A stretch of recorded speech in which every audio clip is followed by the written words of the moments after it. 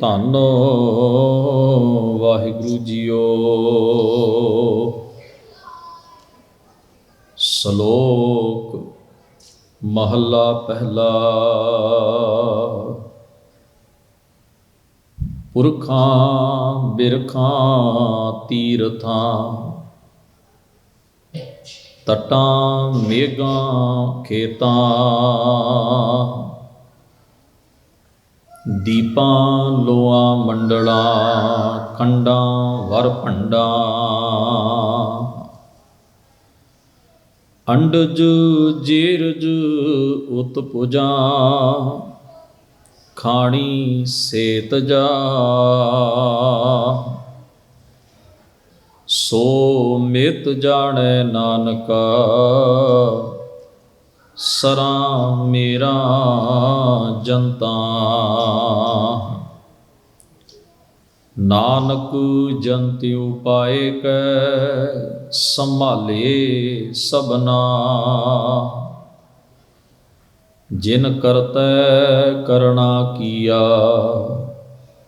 ਚਿੰਤਾ ਭੇ ਕਰਣੀਤਾ। ਸੋ ਕਰਤਾ ਚਿੰਤਾ ਕਰੇ, ਜਿਨ ਉਪਾਇਆ ਜਗ, ਤਿਸ ਜੋ ਹਾਰੀ ਸਵਸਤ ਤਿਸ, ਤਿਸ ਦੀ ਬਾਣ ਅਭਗ।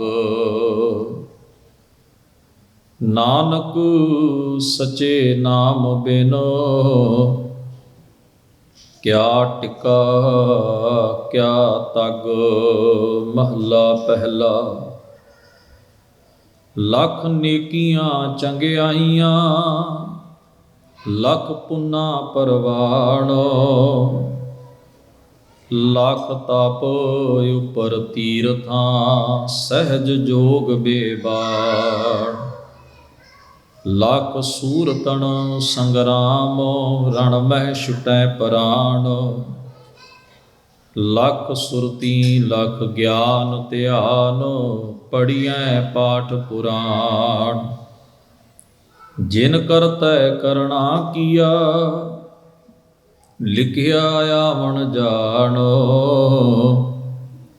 ਨਾਨਕ ਮਤੀ ਮਿਥਿਆ, ਕਰਮ ਸਚਾ ਨੀਸ਼ਾਨ।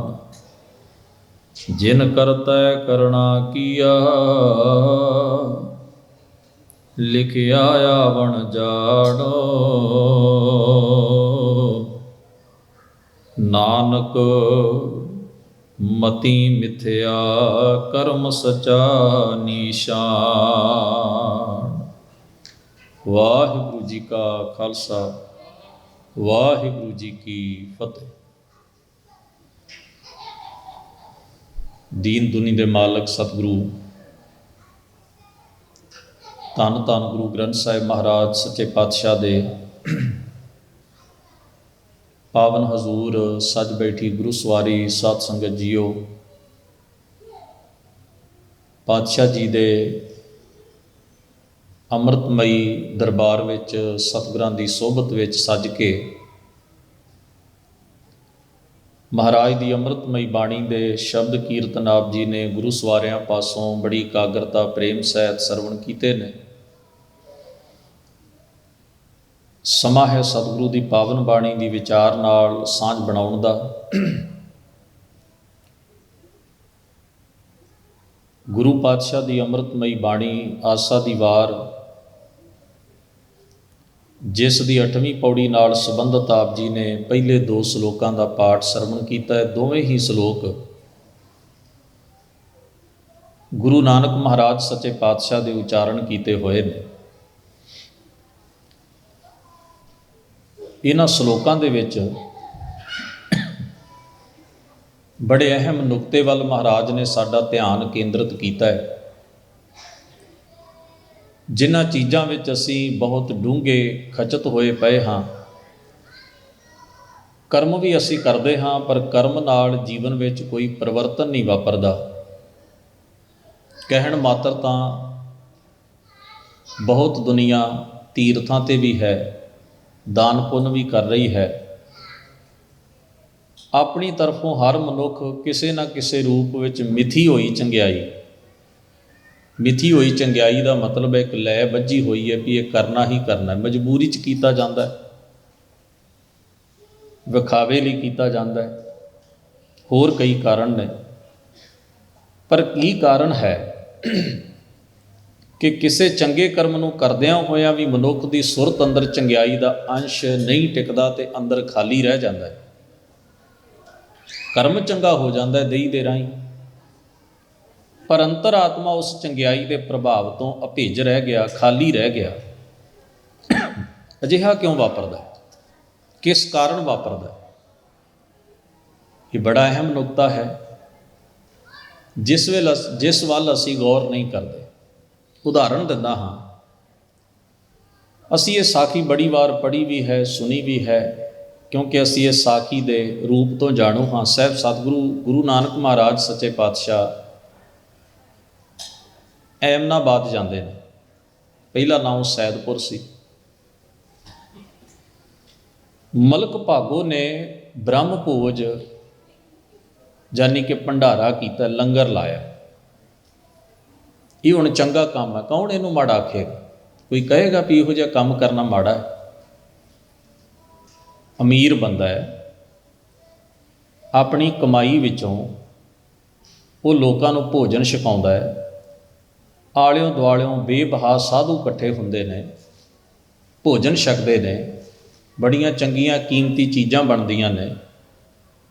ਸੈਂਕੜੇ ਹਜ਼ਾਰਾਂ ਲੋਕ ਉਹਦੇ ਬ੍ਰਹਮ ਭੋਜ ਵਿੱਚ ਆ ਕੇ ਕਈ ਦਿਨ ਪ੍ਰਸ਼ਾਦਾ ਛਕ ਕੇ ਜਾਂਦੇ ਨੇ। ਅਸੀਸਾਂ ਦਿੰਦੀ ਹੈ ਦੁਨੀਆ, ਸਾਧੂ ਅਸੀਸਾਂ ਦਿੰਦੇ ਨੇ। ਵੀ ਅਮੀਰ ਤਾਂ ਹੋਰ ਵੀ ਬਹੁਤ ਨੇ ਦੁਨੀਆ 'ਚ, ਪਰ ਕਿੰਨੇ ਕੁ ਲੋਕ ਨੇ ਜਿਹੜੇ ਆਪਣੇ ਲੰਗਰ ਦੇ ਭਾਂਡੇ ਦੂਸਰਿਆਂ ਵਾਸਤੇ ਖੋਲ੍ਹ ਦੇਣ? ਕੰਮ ਤੇ ਮਾੜਾ ਨਹੀਂ ਨਾ, ਕੰਮ ਤੇ ਚੰਗਾ ਹੀ ਹੈ, ਕੌਣ ਮਾੜਾ ਆਖੇਗਾ? ਕੀ ਕਾਰਨ ਹੈ ਕਿ ਗੁਰੂ ਨਾਨਕ ਮਹਾਰਾਜ ਨੇ ਉਸ ਨੂੰ ਜਵਾਬ ਦਿੱਤਾ ਕਿ ਮੈਂ ਨਹੀਂ ਆਉਣਾ ਤੇ ਨਾ ਹੀ ਤੇਰਾ ਪ੍ਰਸ਼ਾਦਾ ਛਕਣਾ ਹੈ। ਹੁਣ ਕੋਈ ਸਵਾਲ ਕਰੇ, ਮਹਾਰਾਜ ਕੀ ਕਿਸੇ ਨੂੰ ਭੋਜਨ ਛਕਾਉਣਾ ਗੁਨਾਹ ਹੈ, ਕੋਈ ਪਾਪ ਹੈ? ਇਹ ਮਾੜਾ ਕਰਮ ਕਦੋਂ ਤੋਂ ਹੋ ਗਿਆ? ਠੀਕ ਹੈ, ਲਾਲੋ ਅਮੀਰ ਨਹੀਂ, ਪਰ ਭਾਈ ਲਾਲੋ ਗਰੀਬ ਹੈ, ਗੁਰਬਤ ਦਾ ਸ਼ਿਕਾਰ ਹੈ, ਸਾਧਨ ਉਹਦੇ ਕੋਲ ਨਹੀਂ। ਤੁਸੀਂ ਉਹਦੇ ਘਰ ਬਹਿ ਕੇ ਰੁੱਖਾ ਛਕ ਸਕਦੇ ਹੋ, ਉਹਦਰੇ ਦਾ ਛਕ ਸਕਦੇ ਹੋ। ਅਮੀਰ ਦੇ ਘਰ ਦੀ ਰੋਟੀ ਤੁਸੀਂ ਇੰਨੇ ਅਦਬ ਨਾਲ ਤੁਹਾਨੂੰ ਸੱਦਾ ਦਿੱਤਾ ਹੈ, ਪ੍ਰੇਮ ਨਾਲ ਉਹਨੇ ਤੁਹਾਨੂੰ ਸੱਦਿਆ ਹੈ, ਤੁਸੀਂ ਨਹੀਂ ਗਏ। ਫਿਰ ਗਏ ਤੇ ਤੁਸੀਂ ਨਾ ਕੀਤੀ। ਹੁਣ ਤੁਸੀਂ ਅਮਲ ਵੇਖੋ ਨਾ, ਬਾਹਰੀ ਤੌਰ 'ਤੇ ਅਮਲ ਜੋ ਆਪਾਂ ਦੁਨੀਆ ਵੇਖ, ਆਪਾਂ ਗੁਰੂ ਨਾਨਕ ਪਾਤਸ਼ਾਹ ਮਹਾਰਾਜ ਤਾਂ ਬਹੁਤ ਉੱਚੀ ਚੀਜ਼ ਨੇ। ਸਧਾਰਨ ਤਰੀਕੇ ਨਾਲ ਤੁਸੀਂ ਵੇਖੋ, ਗਰੀਬ ਆਦਮੀ ਵੀ ਜਦੋਂ ਮਲਕ ਭਾਗੋ ਵੱਲ ਵੇਖੇ ਉਹ ਕਹੇਗਾ ਰੱਬਾ ਕਿਤੇ ਸਾਨੂੰ ਵੀ ਇੰਨੀ ਦੌਲਤ ਦੇ, ਅਸੀਂ ਵੀ ਪੁੰਨਦਾਨ ਕਰੀਏ। ਪਰ ਪਤਾ ਹੈ ਗੁਰੂ ਨਾਨਕ ਸਾਹਿਬ ਨੂੰ ਭਾਈ ਲਾਲੋ ਕਿਉਂ ਚੰਗਾ ਲੱਗਿਆ? ਭਾਈ ਲਾਲੋ ਨੇ ਇਹ ਨਹੀਂ ਆਖਿਆ ਰੱਬਾ ਇਹ ਮਲਕ ਭਾਗੋ ਜਿੰਨੀ ਦੌਲਤ ਦੇ ਫਿਰ ਮੈਂ ਪੁੰਨਦਾਨ ਕਰਾਂਗਾ। ਉਹਨੇ ਕਿਹਾ ਮਹਾਰਾਜ ਜਿੰਨਾ ਹੈ ਤੇਰਾ ਸ਼ੁਕਰ ਹੈ, ਇਹਦੇ 'ਚੋਂ ਹੀ ਜਿੰਨਾ ਬਣਦਾ ਹਿੱਸਾ ਕਰਵਾਈ ਜਾਏ। ਆਪਣੀ ਸੋਚ ਹੁੰਦੀ ਨੇ ਰੱਬਾ ਫਲਾਨੇ ਜਿੰਨਾ ਦੇ, ਮੈਂ ਵੀ ਕੋਈ ਪੁੰਨਦਾਨ ਕਰਾਂ। ਜਿੰਨਾ ਕੁ ਹੋਣਾ ਉਹਦੇ 'ਚੋਂ ਕਿੰਨਾ ਕਰਦੇ ਹਾਂ ਆਪਾਂ? ਉਹਦੇ ਜਿੰਨਾ ਆ ਗਿਆ ਤੇ ਅਸੀਂ ਤੇ ਉਹੀ ਰਹਿਣਾ ਹੈ ਨਾ। ਦੌਲਤ ਵੱਧ ਗਈ ਘਟ ਗਈ, ਅਸੀਂ ਤੇ ਉਹੀ ਆ ਨਾ, ਅਸੀਂ ਤੇ ਨਹੀਂ ਨਾ ਬਦਲਣਾ। ਉਹ ਦੌਲਤ ਦੇ ਬਦਲਣ ਨਾਲ ਸਾਨੂੰ ਕੀ ਫਰਕ ਪੈਣਾ? ਉਨੀ ਦੌੜ ਅੱਗੇ ਹੋ ਜਾਣੀ ਹੈ। ਨੁਕਤੇ ਨੂੰ ਸਮਝੀਏ। ਸਾਖੀ ਫਰੇਮ ਹੁੰਦਾ ਹੈ, ਉਹਦੀ ਪਿਕਚਰ ਨੂੰ ਜ਼ਰੂਰ ਵੇਖਣਾ ਚਾਹੀਦਾ ਵੀ ਉਹਦਾ ਸੁਨੇਹਾ ਕੀ, ਉਹਦਾ ਸੱਦਾ ਕੀ ਹੈ। ਗੁਰੂ ਸਾਹਿਬ ਨੇ ਮਲਕ ਭਾਗੋ ਨੂੰ ਨਾ ਕਿਉਂ ਕੀਤੀ ਹੈ? ਭਾਈ ਲਾਲੋ ਦੀ ਸੇਵਾ ਨੂੰ ਪ੍ਰਵਾਨ ਕਿਉਂ ਕੀਤਾ ਹੈ? ਤੇ ਭਾਈ ਲਾਲੋ ਹੀ ਇੰਨਾ ਚੰਗਾ ਕਿਉਂ ਲੱਗਦਾ ਹੈ? ਕਿਉਂਕਿ ਭਾਈ ਲਾਲੋ ਦੀ ਅੰਦਰ ਹਿਰਸ ਨਹੀਂ। ਉਹ ਇਹ ਨਹੀਂ ਕਹਿੰਦਾ ਮਹਾਰਾਜ ਬਹੁਤਾ ਦੇਈ 'ਚ ਚੰਗਿਆਈ ਕਮਾਵਾ। ਉਹ ਕਹਿੰਦਾ ਅੱਜ ਜਿੱਥੇ ਹਾਂ ਇਹਦੇ 'ਚ ਵੀ ਚੰਗਿਆਈ ਕਮਾਉਣ ਦਾ ਯਤਨ ਕਰਾਂ, ਕੱਲ੍ਹ ਨੂੰ ਇਹਦੋਂ ਵੱਧ ਹੋਏਗਾ ਤੇ ਹੋਰ ਚੰਗਿਆਈ ਵਧਾ ਲਵਾਂਗੇ। ਘਟ ਗਿਆ ਤੇ ਫਿਰ ਵੀ ਇਹੋ ਜਿਹਾ ਹੀ ਰਹਿਣਾ। ਉਹਦੀ ਚੰਗਿਆਈ ਪਦਾਰਥ ਦੀ ਮੁਥਾਜ ਨਹੀਂ, ਚੀਜ਼ਾਂ ਦੀ ਗੁਲਾਮ ਨਹੀਂ। ਉਹ ਕਿਸੇ ਵੱਲ ਵੇਖ ਕੇ ਤਰਸਦਾ ਨਹੀਂ, ਹਿਰਸਦਾ ਨਹੀਂ। ਉਹਦਾ ਅੰਦਰ ਅੱਜ ਵੀ ਚੰਗਾ ਹੈ ਤੇ ਉਹਦਾ ਕੱਲ੍ਹ ਵੀ ਚੰਗਾ ਰਹਿਣਾ। ਉਹਦੇ ਉੱਤੇ ਸਮੇਂ ਦਾ, ਸਥਿਤੀ ਦਾ ਕੋਈ ਪ੍ਰਭਾਵ ਨਹੀਂ। ਉਹ ਠਹਿਰਿਆ ਹੋਇਆ ਸੁਰਤ ਵਾਲਾ ਗੁਰਮੁਖ ਹੈ। ਮਹਾਰਾਜ ਨੂੰ ਉਹਦਾ ਆਤਮਾ ਭਾ ਗਿਆ, ਉਹਦੀ ਸੁੰਦਰਤਾ ਭਾ ਗਈ। ਗੁਰੂ ਐਵੇਂ ਕਿਸੇ ਦੀ ਰੂਹ ਨੂੰ ਪਛਾਣਦਾ, ਇਵੇਂ ਉਹਦੇ ਅੰਦਰ ਦੇ ਧਰਮ ਨੂੰ ਤੱਕਦਾ। ਹੁਣ ਆਪਾਂ ਆਈਏ ਮਲਕ ਭਾਗੋ ਵੱਲ, ਕੰਮ ਤੇ ਮਾੜਾ ਨਹੀਂ ਨਾ ਜੀ ਕਰੇ, ਖੋਹ ਥੋੜ੍ਹੀ ਰਿਹਾ, ਵੰਡ ਹੀ ਰਿਹਾ, ਪ੍ਰਸ਼ਾਦਾ ਵਰਤਾ ਰਿਹਾ, ਆਪਣੇ ਹੱਥੀਂ ਕੜਛੀ ਫੜ ਕੇ ਲੰਗਰ 'ਚ ਫਿਰਦਾ, ਅਮੀਰ ਆਦਮੀ। ਦੁਨੀਆ 'ਤੇ ਅੱਜ ਹੁੰਦਾ ਤੇ ਤਸਵੀਰਾਂ ਖਿੱਚ ਕੇ ਅਖਬਾਰਾਂ ਦੇ ਪਹਿਲੇ ਪੰਨੇ ਭਰ ਦਿੰਦੀ ਦੁਨੀਆ। ਇੱਦਾਂ ਹੀ ਹੁੰਦਾ ਜੀ। ਆਮ ਬੰਦਾ ਧਰਮ ਸਥਾਨ 'ਤੇ ਟੋਕਰੀ ਢੋਂਦਾ ਮਹੀਨਿਆਂ ਬੱਧੀ, ਕੋਈ ਨੋਟਿਸ ਨਹੀਂ ਲੈਂਦਾ। ਤਕੜਾ ਆਦਮੀ ਇੱਕ ਦਿਨ ਆ ਕੇ 2 ਹੀ ਇੱਟਾਂ ਰੱਖਦਾ, ਤੀਜੀ ਨਹੀਂ ਰੱਖਦਾ ਬਾਲਟੇ 'ਚ। ਫਰੰਟ ਅਖਬਾਰ ਦੇ ਪੇਜ ਦੇ ਉੱਤੇ ਉਹਦੀ ਫੋਟੋ ਛਪਦੀ ਜੀ, ਫਲਾਨਾ ਪੋਲੀਟੀਸ਼ੀਅਨ, ਫਲਾਨਾ ਧਾਰਮਿਕ ਆਗੂ ਵੇਖੋ ਸੇਵਾ ਕਰਦਾ ਹੋਇਆ। 2 ਇੱਟਾਂ ਉਹਨੇ ਪਾਈਆਂ, ਉਹ ਵੀ ਕਿਸੇ ਨੇ ਚੁਕਾਈਆਂ, ਤੇ ਬਹੁਤੀ ਦੂਰ ਨਹੀਂ, 4 ਹੀ ਕਦਮਾਂ 'ਤੇ ਜਾ ਫੋਟੋ ਖਿਚਾਉਣ ਵਾਸਤੇ ਚੁੱਕੀਆਂ। ਸੇਵਾ ਹਾਈਲਾਈਟ ਹੋ ਗਈ। ਹੁਣ ਜ਼ਰਾ ਸੋਚੋ, ਕੰਮ ਮਾੜਾ ਨਹੀਂ। ਹੁਣ ਕੋਈ ਕਹਿ ਸਕਦਾ ਵੀ ਜੇ ਕਿਸੇ ਜੇ ਉਹਨੇ 2 ਹੀ ਚੁੱਕ ਲਈਆਂ ਤਾਂ ਮਾੜਾ ਕੀ? ਨਹੀਂ, ਮਾੜਾ ਥੋੜ੍ਹੀ ਹੈ। ਇਹਦੇ ਨਾਲ ਫਰਕ ਕੀ ਪਿਆ? ਉਹ ਜਿਹੋ ਜਿਹਾ ਆਇਆ ਸੀ ਉਹੋ ਜਿਹਾ ਹੀ ਗਿਆ ਵਾਪਸ। ਉਹਦਾ ਸਾਰਾ ਯਤਨ ਉਹ ਚੀਜ਼ ਦੀ ਵਡਿਆਈ ਹਾਈਜੈਕ ਕਰਨਾ ਹੈ। ਉਹਦਾ ਕਰਮ ਕੋਈ ਆਪਣੇ ਆਪ ਨੂੰ ਸੇਵਾ ਦੇ ਵਿੱਚ ਸਮਰਪਿਤ ਕਰਨਾ ਥੋੜ੍ਹੀ ਹੈ। ਸੇਵਾ ਤਾਂ ਇੱਕ ਲੌਂਗ ਟਰਮ ਦਾ ਪ੍ਰੋਸੈਸ ਹੈ। ਸੇਵਾ ਭਾਵ ਨਹੀਂ ਹੈ ਉਹਦੇ ਅੰਦਰ, ਸੇਵਾ ਦਾ ਵਿਖਾਵਾ ਹੈ। ਮਲਕ ਭਾਗੋ ਦੇ ਅੰਦਰ ਦਾਨ ਭਾਵ ਨਹੀਂ ਹੈ, ਦਾਨ ਦਾ ਵਿਖਾਵਾ ਹੈ। ਇਸ ਕਰਕੇ ਉਹ ਵੱਡੀ ਪੱਧਰ 'ਤੇ ਵਿਖਾ ਸਕਦਾ ਕਿ ਬਾਕੀ ਸਾਰਾ ਸਾਲ ਲੁੱਟੀ ਚੱਲੋ, ਇੱਕ ਦਿਨ ਬ੍ਰਹਮ ਭੋਜ ਕਰੋ ਤੇ ਪਰਦਾ ਪਾਓ। ਮਹਾਰਾਜ ਜਾਣਦੇ ਨੇ ਵੀ ਇਹਦਾ ਜਿਹੜਾ ਕੀਤਾ ਪੁੰਨ ਕਰਮ ਹੈ, ਉਹ ਪੁੰਨ ਕਰਮ ਇਹਦੀ ਆਤਮਾ ਵਿੱਚ ਨਹੀਂ ਠਹਿਰਦਾ। ਉਹ ਪੁੰਨ ਕਰਮ ਬਾਹਰੀ ਵਿਖਾਵਾ, ਐਡਵਰਟਾਈਜ਼ਮੈਂਟ, ਮਸ਼ਹੂਰੀ, ਸਨਮਾਨ, ਸਤਿਕਾਰ, ਵਾਹ ਵਾਹ, ਬੱਲੇ ਬੱਲੇ, ਇੱਥੋਂ ਤੱਕ ਸੀਮਤ ਹੈ। ਇਹ ਮਿਥਿਆ ਹੋਇਆ ਕਰਮ ਹੈ ਵੀ ਇਹ ਕਰਮ ਕਰਨਾ ਚੰਗੀ ਗੱਲ ਹੈ, ਦੁਨੀਆ ਵਾਹ ਵਾਹ ਕਰਦੀ ਹੈ। ਉਹਦੀ ਸਾਰੀ ਚੀਜ਼ ਭੇਟ ਚੜ੍ਹ ਜਾਂਦੀ ਹੈ ਦੁਨੀਆ ਦੀ ਵਡਿਆਈ, ਦੁਨੀਆ ਦੀ ਪ੍ਰਭਤਾ ਦੇ। ਅੰਦਰੋਂ ਉਹ ਪਹਿਲਾਂ ਵੀ ਉਹੋ ਜਿਹਾ ਤੇ ਅੱਜ ਵੀ ਉਹੋ ਜਿਹਾ। ਕਰਮ ਕਰਨ ਤੋਂ ਪਹਿਲਾਂ ਵੀ ਉਹੋ ਜਿਹਾ ਸੀ, ਕਰਮ ਕਰਕੇ ਵੀ ਉਹੋ ਜਿਹਾ। ਪੱਥਰ ਵਾਂਗ ਅਭੇਜਾ, ਕੋਈ ਫਰਕ ਨਹੀਂ ਪਿਆ। ਤੇ ਬੰਦਾ ਧਰਮ ਕਹਿੰਦਾ ਅੰਦਰੋਂ ਪਰਿਵਰਤਨ ਨਾ ਹੋਵੇ ਤੁਸੀਂ ਧਰਮੀ ਨਹੀਂ ਬਣਦੇ।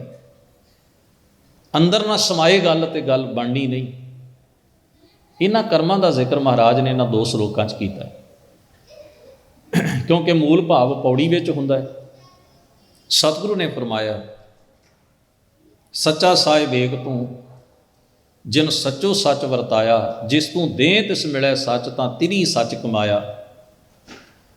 ਸਤਿਗੁਰ ਮਿਲਿਆ ਸੱਚ ਪਾਇਆ, ਜਿਨ ਕੈ ਹਿਰਦੈ ਸੱਚ ਵਸਾਇਆ। ਮੂਰਖ ਸੱਚ ਨਾ ਜਾਣਨੀ, ਮਨਮੁਖੀ ਜਨਮ ਗਵਾਇਆ, ਵਿੱਚ ਦੁਨੀਆ ਕਾਇ ਆਇਆ। ਮੂਰਖ ਸੱਚ ਦੀ ਪਛਾਣ ਨਹੀਂ ਕਰਦਾ। ਮਨੁੱਖੀ ਹੀਰਾ ਅਮੋਲਕ ਜੀਵਨ ਇਵੇਂ ਹੀ ਗੁਜ਼ਾਰ ਜਾਂਦਾ ਹੈ। ਉਹਦੇ 'ਤੇ ਪ੍ਰਸ਼ਨ ਕਰਦੇ ਨੇ ਮਹਾਰਾਜ ਵੀ ਤੈਨੂੰ ਪਤਾ ਹੀ ਨਹੀਂ ਲੱਗਿਆ ਵੀ ਤੂੰ ਮਨੁੱਖਾ ਜੀਵਨ ਲੈ ਕੇ ਇਸ ਧਰਤੀ 'ਤੇ, ਸਮਾਜ ਵਿੱਚ, ਦੁਨੀਆ ਵਿੱਚ ਵਿਚਰਿਆ। ਤੇਰਾ ਪਰਪਸ ਕੀ, ਮਕਸਦ ਕੀ ਹੈ? ਤੂੰ ਮਨੁੱਖੀ ਜੀਵਨ ਦਾ ਅਸਲ ਮਕਸਦ ਨਹੀਂ ਪਛਾਣਿਆ। ਕੀ ਕੀਤਾ? ਵਿਖਾਵੇ ਦੇ ਕਰਮ ਕੀਤੇ। ਕੀ ਹੈ ਉਹ ਸਾਰੀਆਂ ਚੀਜ਼ਾਂ? ਮਹਾਰਾਜ ਨੇ ਇਹਨਾਂ 2 ਸਲੋਕਾਂ 'ਚ ਫਰਮਾਈਆਂ ਨੇ, ਵਿਚਾਰਦੇ ਹਾਂ। ਪਹਿਲਾ ਸਲੋਕ ਹੈ, ਪਾਤਸ਼ਾਹ ਕਹਿੰਦੇ ਨੇ ਕਾਦਰ ਨੇ ਇਸ ਕੁਦਰਤ ਅੰਦਰ ਬੇਅੰਤ ਚੀਜ਼ਾਂ ਦੀ ਰਚਨਾ ਕੀਤੀ ਹੈ, ਜਿਨ੍ਹਾਂ ਦੀ ਗਿਣਤੀ ਨਹੀਂ ਕੀਤੀ ਜਾ ਸਕਦੀ। ਪਹਿਲਾਂ ਤਾਂ ਇਹਨੂੰ ਸਮਝੀਏ। ਪੁਰਖਾਂ, ਬੇਅੰਤ ਮਨੁੱਖ ਉਹਨੇ ਪੈਦਾ ਕੀਤੇ, ਕੋਈ ਗਿਣਤੀ ਨਹੀਂ। ਆਦਿ ਕਾਲ ਤੋਂ ਜੀਵ ਪੈਦਾ ਹੁੰਦੇ ਆਏ, ਖਪਦੇ ਗਏ, ਪੈਦਾ ਹੋ ਰਹੇ ਨੇ, ਖਪਦੇ ਰਹਿਣਗੇ। ਸਿਲਸਿਲਾ ਲਗਾਤਾਰ ਅਟੁੱਟ ਰੂਪ ਵਿੱਚ ਜਾਰੀ। ਪੁਰਖਾਂ ਬਿਰਖਾਂ, ਬਿਰਖ ਬਨਸਪਤੀ, ਰੁੱਖ, ਜੰਗਲ, ਸਾਰਾ ਕੁਝ। ਪੁਰਖਾਂ ਬਿਰਖਾਂ, ਤੀਰਥਾਂ, ਤਟਾਂ, ਮੇਘਾਂ, ਖੇਤਾਂ। ਉਹ ਪਰਮੇਸ਼ਰ ਵਾਹਿਗੁਰੂ ਜੀਵਾਂ ਨੂੰ, ਮਨੁੱਖਾਂ ਨੂੰ ਪੈਦਾ ਕਰਨ ਵਾਲਾ ਹੈ। ਬਨਸਪਤੀ, ਜੰਗਲਾਂ ਨੂੰ ਪੈਦਾ ਕਰਨ ਵਾਲਾ ਹੈ। ਤੀਰਥ ਉਪਜਾਏ ਨੇ ਉਹਨੇ, ਜਿੱਥੇ ਜਾ ਕੇ ਆਪਾਂ ਕਹਿੰਦੇ ਹਾਂ ਨਦੀਆਂ ਦੇ ਘਾਟ 'ਤੇ ਜਾ ਕੇ ਇਸ਼ਨਾਨ ਕਰਨਾ, ਤੇ ਆਪਾਂ ਕਹਿੰਦੇ ਵੀ ਇੱਥੇ ਪਾਪ ਲੈ ਜਾਂਦਾ ਹੈ। ਮਹਾਰਾਜ ਕਹਿੰਦੇ ਉਹਦੀ ਬੇਅੰਤ ਕੁਦਰਤ ਵੇਖੋ। ਉਹਨੇ ਸੋਮੇ ਪੈਦਾ ਕੀਤੇ, ਤੁਸੀਂ ਉਹਨੂੰ ਬਣਾਇਆ ਵੀ ਇੱਥੇ ਅਸੀਂ ਨਹਾ ਕੇ ਪਾਪ ਲੈਂਦਾ, ਉੱਥੇ ਜਾ ਕੇ ਪਾਪ ਲੱਗਦਾ ਹੈ। ਤਟ, ਨਦੀ ਦੇ ਕੰਢੇ, ਜਿੰਨੇ ਵੀ ਭਾਰਤ ਵਿੱਚ ਪ੍ਰਮੁੱਖ ਤੀਰਥ ਸਥਾਨ ਨੇ, ਨਦੀਆਂ ਦੇ ਕੰਢੇ ਦੇ ਉੱਤੇ। ਮੇਘਾਂ, ਬੱਦਲਾਂ, ਖੇਤਾਂ ਦੀ ਰਚਨਾ ਕੀਤੀ। ਦੀਪਾਂ ਲੋਆਂ ਮੰਡਲਾਂ ਖੰਡਾਂ ਵਰ ਭੰਡਾਂ। ਦੀਪ ਉਸ ਥਾਂ ਨੂੰ ਕਹਿੰਦੇ ਨੇ ਜਿਹੜੀ ਪਾਣੀ ਨਾਲ ਘਿਰੀ ਹੋਵੇ, ਜਿਹਦੇ ਆਲੇ ਦੁਆਲੇ ਪਾਣੀ ਹੋਵੇ, ਵਿਚਕਾਰ ਧਰਤੀ ਹੋਵੇ, ਟਾਪੂ ਕਿਸਮ ਦਾ, ਦੋ ਪਾਸਿਆਂ ਤੋਂ ਪਾਣੀ ਨਾਲ ਘਿਰੀ ਹੋਵੇ, ਉਹਨੂੰ ਦੀਪ ਕਿਹਾ ਜਾਂਦਾ। ਦੋ ਪਾਸੇ ਉਹਦੇ ਪਾਣੀ ਹੋਵੇ। ਲੋਕ ਕਹਿੰਦੇ ਨੇ, ਤਿੰਨ ਲੋਕ ਭਾਰਤੀ ਵਿਚਾਰਧਾਰਾ ਨੇ ਮੰਨੇ: ਪ੍ਰਿਥਵੀ ਲੋਕ, ਪਤਾਲ ਲੋਕ, ਸਵਰਗ ਲੋਕ। ਕਈ ਨੇ 14 ਲੋਕ ਵੀ ਮੰਨੇ, 7 ਪਤਾਲ 7 ਆਕਾਸ਼ ਮੰਨੇ। ਯਾਨੀ ਉਹਨਾਂ ਦੀ ਵਿਆਖਿਆ, ਐਕਸਪਲੇਨੇਸ਼ਨ। ਬਾਣੀ ਤਾਂ ਕਹਿੰਦੀ ਹੈ ਬੇਅੰਤੀ ਹੈ, ਤੁਸੀਂ ਜਿੰਨਾ ਜਾਣਿਆ ਬਹੁਤ ਥੋੜ੍ਹਾ ਹੈ, ਇਹ ਤੋਂ ਅੱਗੇ ਬਹੁਤ ਕੁਝ ਹੈ। ਤੁਸੀਂ ਕੁਦਰਤ ਬਾਰੇ ਇਹ ਦਾਅਵਾ ਨਹੀਂ ਕਰ ਸਕਦੇ ਵੀ ਜਿੰਨਾ ਕੁ ਮੈਨੂੰ ਸਮਝ ਆਇਆ ਕੁਦਰਤ ਇੰਨੀ ਕੀ ਹੈ। ਮਹਾਰਾਜ ਕਹਿੰਦੇ ਨਹੀਂ, ਤੈਨੂੰ ਥੋੜ੍ਹਾ ਸਮਝ ਆਇਆ, ਕੁਦਰਤ ਤੇ ਬਹੁਤ ਵੱਡੀ ਹੈ, ਬਹੁਤ ਵਿਸ਼ਾਲ ਹੈ। ਫਿਰ ਹਜ਼ੂਰ ਕਹਿੰਦੇ ਖੰਡਾਂ ਵਰ ਭੰਡਾਂ। ਖੰਡ ਕਹਿੰਦੇ ਨੇ ਇੱਕ ਹਿੱਸੇ ਨੂੰ। ਲੋ ਹੋ ਗਿਆ, 3 ਲੋਕ ਹੋ ਗਏ ਜਾਂ 14 ਲੋਕ ਹੋ ਗਏ। ਖੰਡ ਇੱਕ ਹਿੱਸਾ ਹੋ ਗਿਆ ਜਿਹਦੇ ਵਿੱਚ ਧਰਤੀ, ਸੂਰਜ, ਚੰਦਰਮਾ ਤੇ ਬ੍ਰਹਿਮੰਡ ਹੋ ਗਿਆ। ਸਮੁੱਚਾ ਹੀ ਪੈ ਸਾਰਾ ਬ੍ਰਹਮ ਦਾ ਪੈਦਾ ਕੀਤਾ ਹੋਇਆ ਜਿਤਨੀ ਵੀ ਕਾਇਨਾਤ ਹੈ, ਜਿਤਨੇ ਵੀ ਉਹਦੇ 'ਚ ਖੰਡ ਆ ਜਾਣ, ਬੇਬਹਾ। ਮਹਾਰਾਜ ਨੇ ਕਿਸੇ ਗਿਣਤੀ ਵਿੱਚ ਨਹੀਂ ਇਹਨਾਂ ਚੀਜ਼ਾਂ ਨੂੰ ਰੱਖਿਆ ਵੀ ਇਹਨੂੰ ਆਪਾਂ ਕਿਸੇ ਲਿਮਟ ਵਿੱਚ ਬੰਨੀਓ। ਤਾਂ ਇਹ ਕਹਿੰਦੇ ਕੋਟ ਬ੍ਰਹਿਮੰਡ ਕੋ, ਤੇ ਕੋਟ ਕਹਿ ਕੇ ਵੀ ਉਹ ਕਹਿੰਦੇ ਨੇ ਵੀ ਮੇਰੇ ਇਸ ਲਫ਼ਜ਼ ਤੱਕ ਨਾ ਟਿਕਣਾ। ਇਹ ਅੱਖਰਾਂ ਵਿੱਚ ਸਾਨੂੰ ਕੁਝ ਨਾ ਕੁਝ ਕਹਿਣਾ ਪੈਂਦਾ ਹੈ, ਪਰ ਮੈਂ ਕਹਿੰਦਾ ਬੇਅੰਤ, ਜੋ ਕਥੇ ਨਹੀਂ ਜਾ ਸਕਦੇ, ਕਾਊਂਟਲੈਸ, ਅਣਗਿਣਤ। ਖੰਡਾਂ ਵਰ ਭੰਡਾਂ। ਫਿਰ ਕਹਿੰਦੇ ਅੰਡਜ ਜੇਰਜ ਉਤ ਭੁਜਾਂ ਖਾਣੀ ਸਿਹਤ ਜਾਂ। ਭਾਰਤੀ ਵਿਚਾਰਧਾਰਾ ਕਹਿੰਦੀ ਜੀਵਾਂ ਦੇ ਪੈਦਾ ਹੋਣ ਦੇ 4 ਸੋਰਸਿਸ ਨੇ, 4 ਤਰੀਕੇ ਨੇ। ਆਂਡਿਆਂ ਤੋਂ ਜੀਵ ਪੈਦਾ ਹੁੰਦੇ ਨੇ, ਜੇਰ ਤੋਂ ਪੈਦਾ ਹੁੰਦੇ ਨੇ, ਪਾਣੀ ਤੋਂ ਪੈਦਾ ਹੁੰਦੇ ਨੇ ਬਨਸਪਤੀ, ਸਿਹਤ ਜਾਂ ਪਸੀਨੇ, ਸਿੱਲ ਆਦਿ ਤੋਂ ਪੈਦਾ ਹੁੰਦੇ ਨੇ। ਜਾਨੀ ਜਿਤਨੇ ਵੀ, ਵੈਸੇ ਮਹਾਰਾਜ ਨੇ ਕੇਤੀਆਂ, ਜਿੱਥੇ ਆਪਣਾ ਵਿਚਾਰ ਦਿੱਤਾ, ਕੇਤੀਆਂ ਖਾਣੀ, ਕੇਤੀਆਂ ਬਾਣੀ, ਕੇਤੇ ਪਾਤ ਨਰਿੰਦ। ਵੀ ਅਣਗਿਣਤ ਹੀ ਖਾਣੀਆਂ ਨੇ। ਸੋਰਸ ਤੁਸੀਂ ਜਿੰਨੇ ਵੇਖੇ ਨੇ ਉਨੇ ਹੀ ਨਹੀਂ, ਕੁਦਰਤ ਵਿੱਚ ਅਣਗਿਣਤ ਨੇ। ਤੋ ਹਜ਼ੂਰ ਕਹਿੰਦੇ ਸੋ ਮਿਤ ਜਾਣੇ ਨਾਨਕਾ ਸਰਾ ਮੇਰਾ ਜਨਤਾ। ਸਰ ਕਹਿੰਦੇ ਹਨ ਸਰੋਵਰਾਂ ਨੂੰ, ਸਮੁੰਦਰਾਂ ਨੂੰ, ਮੇਰ ਕਹਿੰਦੇ ਨੇ ਪਹਾੜਾਂ ਨੂੰ, ਜਨਤਾ ਕਹਿੰਦੇ ਨੇ ਜਿੰਨੇ ਵੀ ਜੀਵ ਜੰਤੂ ਇਸ ਕੁਦਰਤ ਵਿੱਚ ਨੇ। ਜਾਨੀ ਕਿੰਨੇ ਕੁ ਜੀਵ ਨੇ, ਕਿੰਨੀ ਕੁ ਅਣਗਿਣਤ ਰਚਨਾ ਉਹਦੀ ਹੈ। ਸੋ ਮਿਤ ਜਾਣੇ, ਸੋ ਮਤਲਬ ਉਹੀ ਸਿਰਜਣਹਾਰ ਹੀ ਜਾਣਦਾ, ਤੁਸੀਂ ਨਹੀਂ ਜਾਣਦੇ। ਇਹਦੇ ਬਾਅਦ ਦਾਅਵੇ ਤੇ ਲੜੋ ਨਾ। ਸੱਤ ਕਹਿਣ ਵਾਲੇ ਨੂੰ ਇਹਨਾਂ ਕਹੋ ਭਾਈ ਬਹੁਤ ਨੇ, ਪਰ ਉਹਦੇ ਨਾਲ ਉਲਝਣ ਦੀ ਲੋੜ ਨਹੀਂ। ਉਹ ਜਾਣਦਾ, ਉਹ 7 ਤੇ ਟਿਕਿਆ ਤੇ ਉਹਨੇ ਟਿਕੇ ਹੀ ਰਹਿਣਾ। 14 ਲੋਕ ਜਾਣਨ ਵਾਲਾ 14 ਤੇ ਟਿਕਿਆ ਰਹੇਗਾ। ਵੈਸੇ ਅਸੀਂ ਬਾਣੀ ਦੀ ਇੱਕ ਪੰਕਤੀ ਦੇ ਭਾਵ ਨੂੰ ਸਪਸ਼ਟ ਨਹੀਂ ਕਰਦੇ, ਉਹ ਕੀ ਹੈ? ਸਤਿਗੁਰੂ ਨੇ ਕਿਹਾ ਜਪਜੀ ਸਾਹਿਬ ਦੀ ਬਾਣੀ 'ਚ, ਪਾਤਾਲਾਂ ਪਾਤਾਲ ਲੱਖ ਆਗਾਸ਼ਾਂ ਆਗਾਸ, ਓੜਕ ਓੜਕ ਭਾਲ ਥੱਕੇ ਵੇਦ ਕਹਿਨ ਇੱਕ ਬਾਤ। ਆਪਾਂ ਕਹਿੰਦੇ ਬਾਬੇ ਨਾਨਕ ਨੇ ਲੱਖਾਂ ਕਹੇ, ਨਹੀਂ, ਲੱਖ ਨਹੀਂ ਕਹੇ। ਦੂਜਿਆਂ ਦੀ ਉਦਾਹਰਣ ਦਿੱਤੀ ਹੈ ਮਹਾਰਾਜ ਨੇ, ਵੇਦ ਕਹਿਨ ਇੱਕ ਬਾਤ। ਵੇਦਕ ਵਿਚਾਰਧਾਰਾ ਕਹਿੰਦੀ ਹੈ ਲੱਖਾਂ ਹੀ ਪਤਾਲ ਤੇ ਲੱਖਾਂ ਹੀ ਆਕਾਸ਼ ਨੇ। ਅੱਗੇ ਪੜ੍ਹੋ ਨਾ, ਸਹਸ 18 ਕਹਿਨ ਕਤੇਬਾ। ਹੁਣ ਪਹਿਲਾਂ ਕਿਹਾ ਵੇਦ ਕਹਿਨ ਇੱਕ ਬਾਤ, ਵੈਦਿਕ ਵਿਚਾਰਧਾਰਾ ਕਹਿੰਦੀ ਹੈ ਲੱਖਾਂ ਹੀ ਪਤਾਲ ਲੱਖਾਂ ਹੀ ਆਕਾਸ਼ ਨੇ। ਤੇ ਕਤੇਬੀ ਵਿਚਾਰਧਾਰਾ ਕੀ ਕਹਿੰਦੀ ਹੈ? ਉਹ ਕਹਿੰਦੀ ਹੈ ਸਹਸ 18,000 ਆਲਮ ਨੇ, ਲੋਕ ਨੇ। ਕਹਿਨ ਕਤੇਬਾ ਸੁਲੂ ਇੱਕ ਧਾਤ। ਤੇ ਹਜ਼ੂਰ ਆਪਣੇ ਵੱਲੋਂ ਕੀ ਕਹਿੰਦੇ ਨੇ? ਕਹਿੰਦੇ ਲੇਖਾ ਹੋਏ ਤਾਂ ਲਿਖੀ ਹੈ। ਇਹ ਖਿਆਲ ਹੈ ਗੁਰਮਤਿ ਦਾ। ਪਹਿਲੇ 2 ਖਿਆਲ, ਇੱਕ ਕਤੇਬੀ ਵਿਚਾਰਧਾਰਾ ਦਾ, ਇੱਕ ਵੈਦਿਕ ਵਿਚਾਰਧਾਰਾ ਦਾ। ਬਾਣੀ ਸੰਵਾਦ ਰੂਪ ਵਿੱਚ ਹੈ।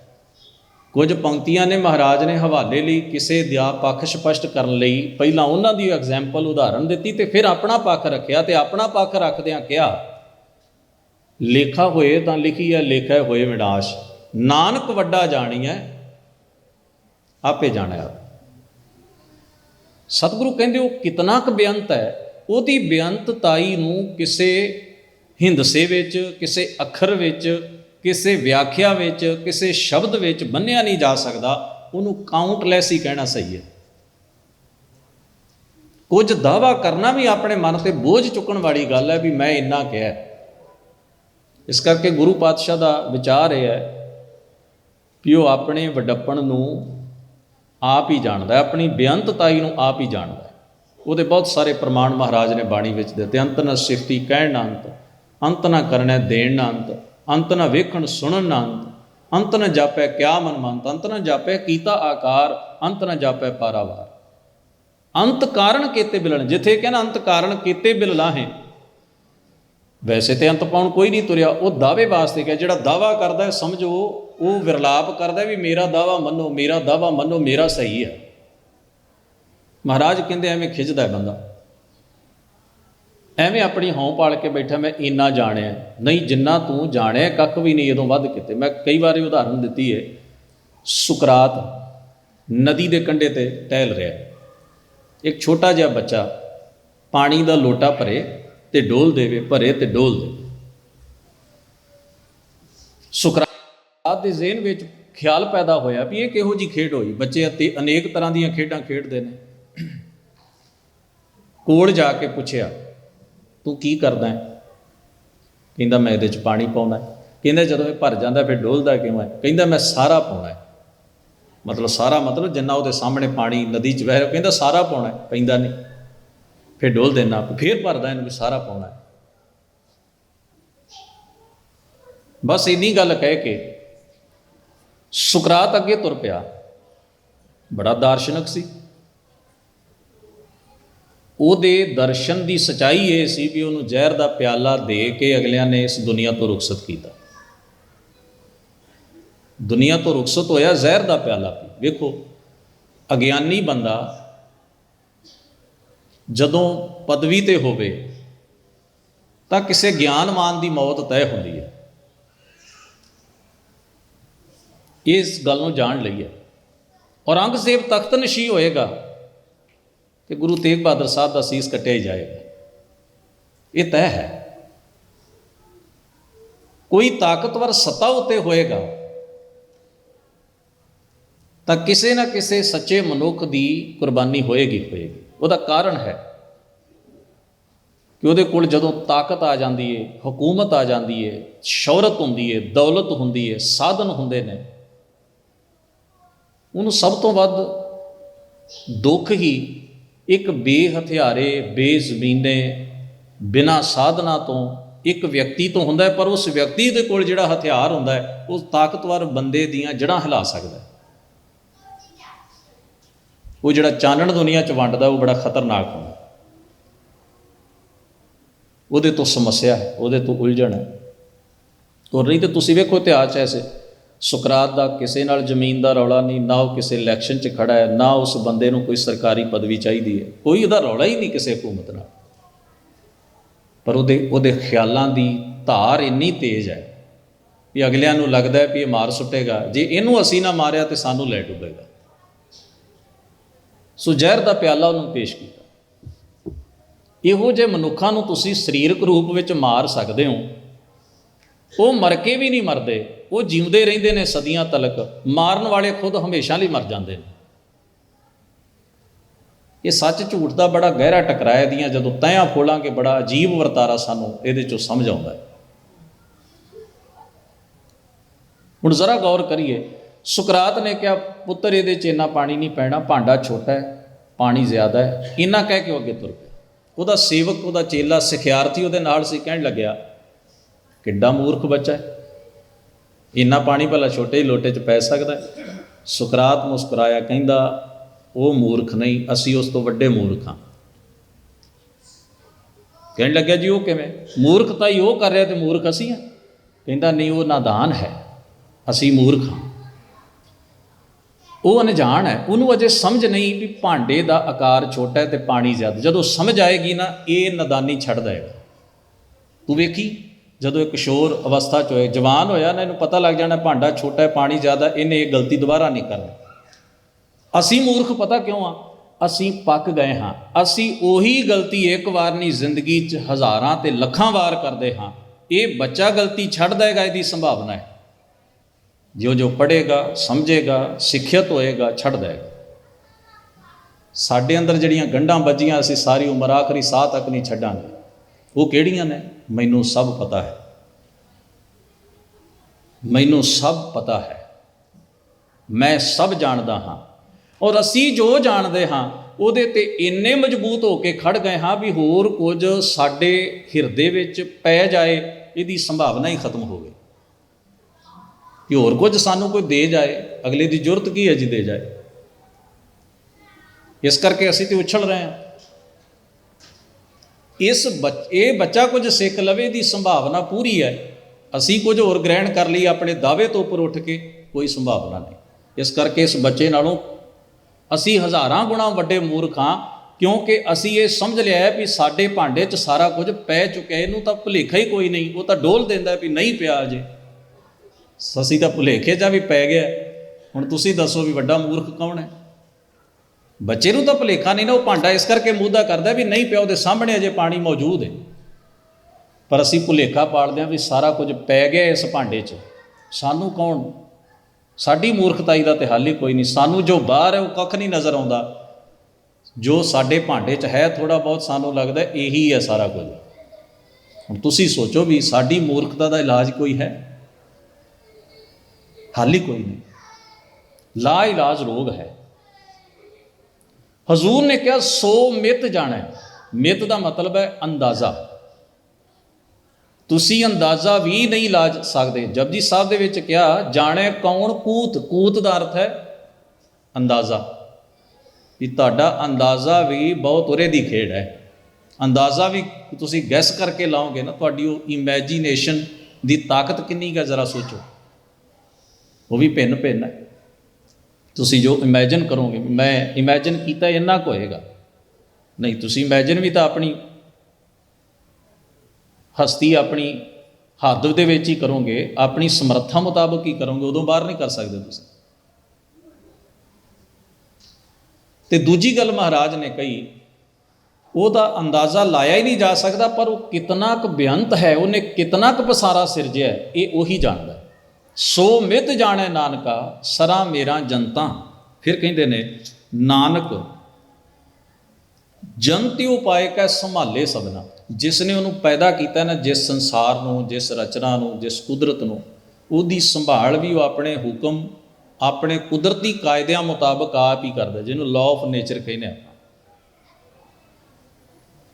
ਸੰਭਾਲੇ ਸਭਨਾ, ਉਹਨਾਂ ਦੀ ਸੰਭਾਲ ਉਹ ਖੁਦ ਹੀ ਕਰਦਾ। ਜਿਹੜੇ ਉਹਨੇ ਮਾਰੂਥਲ ਵਿੱਚ ਜੀਅ ਪੈਦਾ ਕੀਤੇ, ਉਹਨਾਂ ਨੂੰ ਖੁਰਾਕ ਲੈਣ ਲਈ ਸਮੁੰਦਰ 'ਚ ਨਹੀਂ ਉਤਰਨਾ ਪੈਂਦਾ। ਸਮੁੰਦਰ 'ਚ ਜਿਹੜੇ ਪੈਦਾ ਕੀਤੇ ਉਹਨਾਂ ਨੂੰ ਪਹਾੜਾਂ ਦੀ ਚੋਟੀ ਨਹੀਂ ਚੜ੍ਹਨੀ ਪੈਂਦੀ। ਜਿਹੜੇ ਪਹਾੜਾਂ 'ਚ ਪੈਦਾ ਕੀਤੇ ਉਹਨਾਂ ਨੂੰ ਮਾਰੂਥਲ ਨਹੀਂ ਜਾਣਾ ਪੈਂਦਾ। ਜਿੱਥੇ ਜਿੱਥੇ ਉਹਨੇ ਜਿਹੜਾ ਜੀਵ ਪੈਦਾ ਕੀਤਾ ਹੈ, ਉਹਦੇ ਜੀਵਨ ਦਾ ਢੰਗ, ਜੀਵਨ ਦੀ ਕਿਰਿਆ ਉੱਥੇ ਹੀ ਉਹੋ ਜਿਹੀ ਰਚ ਦਿੱਤੀ, ਉਹਨੂੰ ਉਹੋ ਜਿਹਾ ਹੀ ਬਣਾ ਦਿੱਤਾ। ਉਹ ਉਸੇ ਮੁਤਾਬਕ ਉਹ ਢਲ ਗਿਆ। ਬਰਫਾਂ ਦੇ ਵਿੱਚ ਹਰੇ ਭਰੇ ਰਹਿਣ ਵਾਲੇ ਬੂਟੇ ਤੇ ਰੁੱਖ ਜਿਹੜੇ ਨੇ, ਉਹਨੂੰ ਤੁਸੀਂ ਸਮਤਲ ਜਗ੍ਹਾ 'ਤੇ ਲਿਆ ਕੇ ਜਿੱਥੇ ਗਰਮੀ ਪੈਂਦੀ ਲਾ ਦਿਓ, ਨਹੀਂ ਹੋਏਗਾ। ਉਹਦੀ ਘਾੜ ਤੋਂ ਉਹੋ ਜਿਹੀ ਘੜੀ ਵੀ ਉਹ ਉੱਥੇ ਜੇ ਪੈਦਾ ਹੁੰਦਾ ਹੈ ਤੇ ਉੱਥੇ ਜੀ ਵੀ ਸਕਦਾ ਹੈ। ਉਹ ਸਾਡੇ ਵਾਂਗ ਥੋੜ੍ਹਾ ਅਸੀਂ ਜਦੋਂ ਕਿਸੇ ਧਰਮ ਸਥਾਨ 'ਤੇ ਜਾਂਦੇ, ਥੋੜ੍ਹਾ ਜਿਹਾ ਪ੍ਰਸ਼ਾਦ ਸਰੋਵਰ 'ਚ ਮੱਛੀ ਨੂੰ ਪਾ ਕੇ ਸੋਚਣਾ ਇਹ ਜੀਂਦੀਆਂ ਹੀ ਸਾਡੇ ਆਸਰੇ ਨੇ, ਸਾਨੂੰ ਹੀ ਡੀਕਦੀਆਂ ਹੋਣਗੀਆਂ। ਨਹੀਂ, ਸਾਨੂੰ ਇਹ ਬਾਅਦ 'ਚ ਭੁਲੇਖਾ ਨਿਕਲਿਆ ਵੀ ਇਹ ਤਾਂ ਜਾੜਾ ਖਾ ਕੇ ਜੀਂਦੀਆਂ ਨੇ। ਹਾਲਾਂਕਿ ਉੱਥੇ ਪ੍ਰਬੰਧਕਾਂ ਨੇ ਲਿਖ ਕੇ ਵੀ ਲਾਇਆ ਹੁੰਦਾ ਸੀ ਵੀ ਇਹਨਾਂ ਨੂੰ ਪ੍ਰਸ਼ਾਦ ਕੋਈ ਬਾਹਰ ਦੀ ਚੀਜ਼ ਨਾ ਪਾਓ, ਮਰ ਜਾਣਗੀਆਂ। ਸਾਨੂੰ ਇਹ ਭੁਲੇਖਾ ਹੋਣਾ ਵੀ ਅਸੀਂ ਬੜਾ ਪੁੰਨ ਕੰਮ ਕਰ ਆਏ ਹਾਂ, ਉਹਨਾਂ ਨੂੰ ਪ੍ਰਸ਼ਾਦ ਤੇ ਰੋਟੀ ਪਾ ਕੇ ਆਏ ਹਾਂ, ਵਿਚਾਰੀਆਂ ਜਿਉਂਦੀਆਂ ਰਹਿਣਗੀਆਂ। ਹੁਣ ਤੁਸੀਂ ਸੋਚੋ ਵੀ ਪਾਣੀ ਵਿੱਚ ਉਹ ਜੀਵ ਪੈਦਾ ਕੀਤੇ ਨੇ, ਸਾਨੂੰ ਰੋਟੀ ਪਕਾ ਕੇ ਉਹਨਾਂ ਨੂੰ ਦੇਣ ਦੀ ਲੋੜ ਨਹੀਂ ਪੈਂਦੀ, ਜਾਂ ਸਾਨੂੰ ਕੜਾਹ ਪ੍ਰਸ਼ਾਦ ਖਵਾਉਣ ਦੀ ਲੋੜ ਨਹੀਂ। ਪਾਣੀ ਵਿੱਚ ਉਹ ਪੈਦਾ ਹੋਣ ਵਾਲਾ ਜੀਵ, ਪਾਣੀ 'ਚ ਉਹਦੀ ਖੁਰਾਕ ਕੁਦਰਤ ਨੇ ਰੱਖੀ, ਉੱਥੇ ਹੀ ਜਾੜਾ ਖਾ ਕੇ ਹੋਰ ਜੀਵ ਉਹ ਪਾਣੀ ਦੇ ਆਸਰੇ 'ਤੇ ਹੀ ਉਹ ਜੀ ਰਹੀ ਹੈ, ਸਾਡੇ ਆਸਰੇ 'ਤੇ ਨਹੀਂ ਜੀ ਰਹੀ।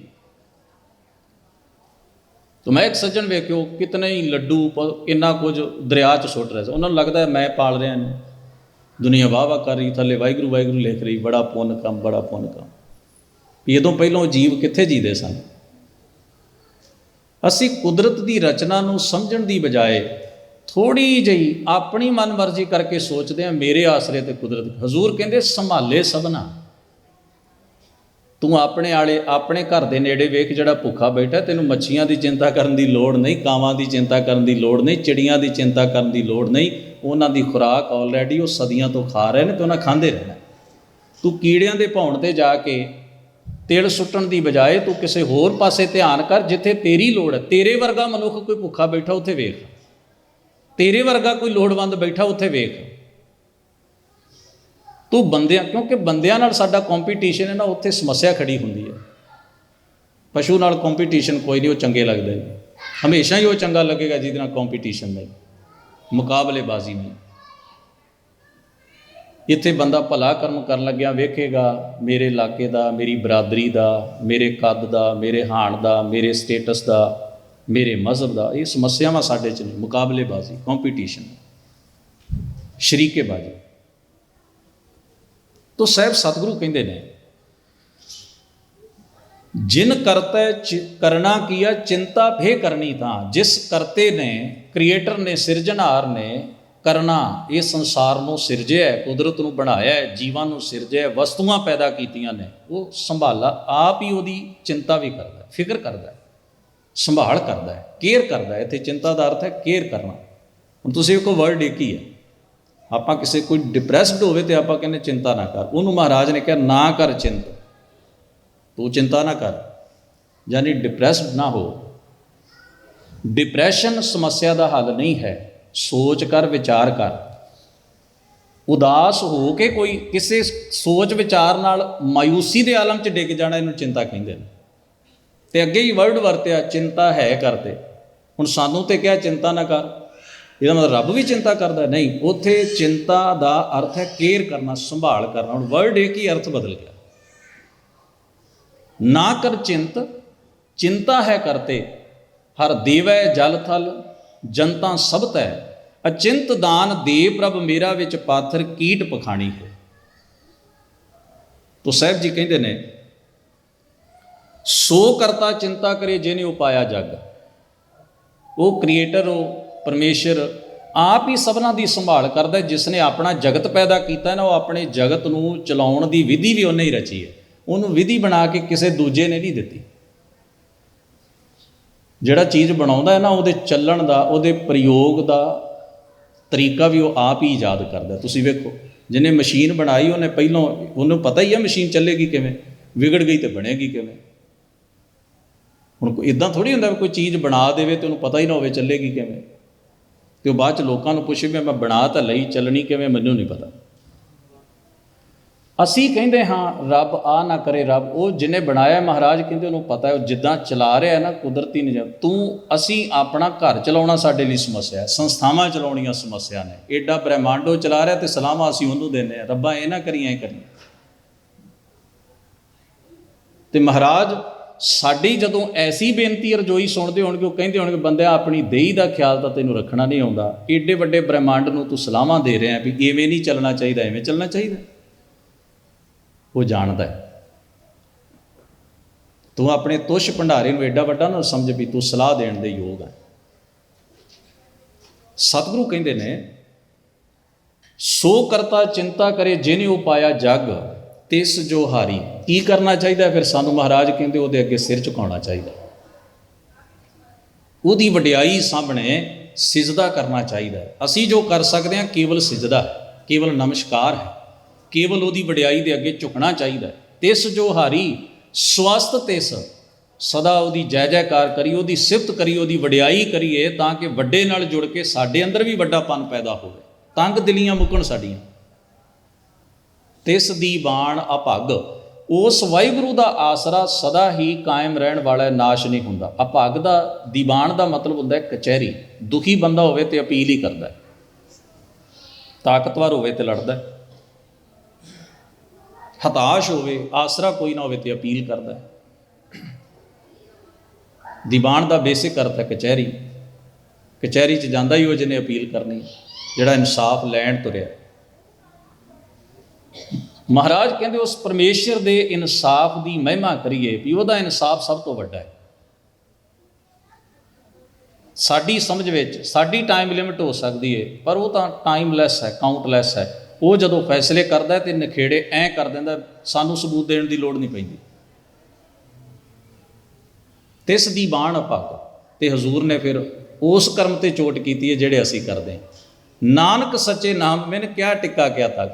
ਜੇ ਤੂੰ ਏਡੇ ਵੱਡੇ ਵਡਿਆਈ ਵਾਲੇ ਪਰਮੇਸ਼ਰ ਦੀ ਸਿਫਤ ਤੇ ਉਹਦੇ ਹੁਕਮ ਨਾਲੋਂ ਟੁੱਟਿਆ, ਤੇਰੇ ਟਿੱਕੇ ਲਾਏ ਤੇ ਜਨੇਊ ਪਾਏ ਕੀ ਆਂਦੇ ਨੇ ਭਲਾ?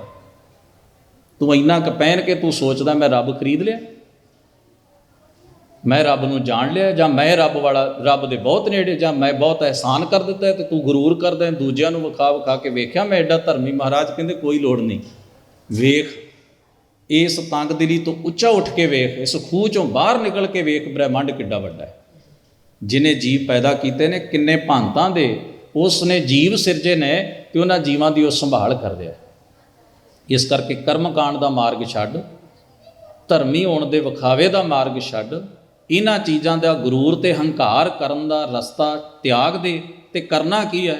ਤਿਸ ਜੋਹਾਰੀ ਸਵਸਤ ਤਿਸ, ਉਹਦੇ ਅੱਗੇ ਝੁਕ ਨਿਰਮਾਣਤਾ ਨਾਲ, ਉਹਦੀ ਬਖਸ਼ਿਸ਼ ਲੋੜ, ਸੱਚੇ ਨਾਮ ਦਾ ਆਸਰਾ ਪਾਲ, ਉਹਦਾ ਸੱਚਾ ਨਾਮ ਹੀ ਤੇਰੇ ਜੀਵਨ ਦਾ ਪਾਰ ਉਤਾਰਾ ਕਰੇਗਾ। ਕੋਈ ਕਰਮ ਕਾਂਡ ਤੈਨੂੰ ਐਸੇ ਵੱਡੇ ਪਰਮੇਸ਼ਰ ਦੇ ਨੇੜੇ ਨਹੀਂ ਲਿਜਾ ਸਕਦਾ। ਕਰਮ ਕਾਂਡ ਉਲਝਾ ਦਿੰਦਾ, ਭੁਲੇਖਾ ਪਾਉਂਦਾ, ਵੰਡਾਂ ਪੈਦਾ ਕਰ ਦਿੰਦਾ। ਇਸ ਕਰਕੇ ਸੱਚੇ ਨਾਮ ਬਿਨ ਕੋਈ ਸਹਾਰਾ ਨਹੀਂ। ਤੇਰਾ ਏਕ ਨਾਮ ਤਾਰੇ ਸੰਸਾਰ ਮੈਂ ਇਹ ਆਸ ਇਹੋ ਆਧਾਰ। ਸਾਹਿਬ ਜੀ ਨੇ ਇਸ ਪਹਿਲੇ ਸ਼ਲੋਕ ਵਿੱਚ ਸਾਡੇ ਕਰਮ ਕਾਂਡੀ ਤੇ ਵਿਖਾਵੇਬਾਜ਼ ਬਾਹਰੀ ਜੀਵਨ ਦਾ ਖੰਡਨ ਕੀਤਾ। ਫਿਰ ਇਹਦੀ ਤਫਸੀਲ, ਜਿਹਨੂੰ ਆਪਾਂ ਵਿਆਖਿਆ ਕਹਿੰਦੇ, ਐਕਸਪਲੇਨੇਸ਼ਨ, ਹੋਰ ਜ਼ਿਆਦਾ ਇਸ ਤੋਂ ਅਗਲੇ ਸ਼ਲੋਕ ਵਿੱਚ ਦਿੱਤੀ ਹੈ ਸੱਚੇ ਪਾਤਸ਼ਾਹ ਨੇ, ਵੀ ਅਸੀਂ ਕਿਵੇਂ ਚੰਗਿਆਈਆਂ ਦੇ ਵਿਖਾਵੇ ਕਰਦੇ ਹਾਂ ਪਰ ਉਹਦੀ ਬਖਸ਼ਿਸ਼ ਤੋਂ ਅੰਦਰੋਂ ਖਾਲੀ ਰਹਿ ਜਾਂਦੇ ਹਾਂ। ਅੰਦਰ ਸਚਾਈ, ਧਰਮ, ਸਿਦਕ ਦੀ ਕਣੀ ਨਹੀਂ ਟਿਕਦੀ। ਉਹ ਕਿਵੇਂ ਟਿਕੇਗੀ? ਮਹਾਰਾਜ ਨੇ ਅਗਲੇ ਸ਼ਲੋਕ ਤੋਂ ਬਾਅਦ ਫਿਰ ਪੌੜੀ ਵਿੱਚ ਉਹਦੀ ਵਿਆਖਿਆ ਕੀਤੀ ਹੈ। ਭੁੱਲ ਚੁੱਕ ਦੀ ਖਿਮਾ। ਆਪ ਸਭਨਾਂ ਦਾ ਧੰਨਵਾਦ। ਅਦਬ ਸਹਿਤ ਗੁਰੂ ਫਤਿਹ ਨਾਲ ਸਾਂਝ ਬਣਾਈਏ। ਵਾਹਿਗੁਰੂ ਜੀ ਕਾ ਖਾਲਸਾ, ਵਾਹਿਗੁਰੂ ਜੀ ਕੀ ਫਤਿਹ।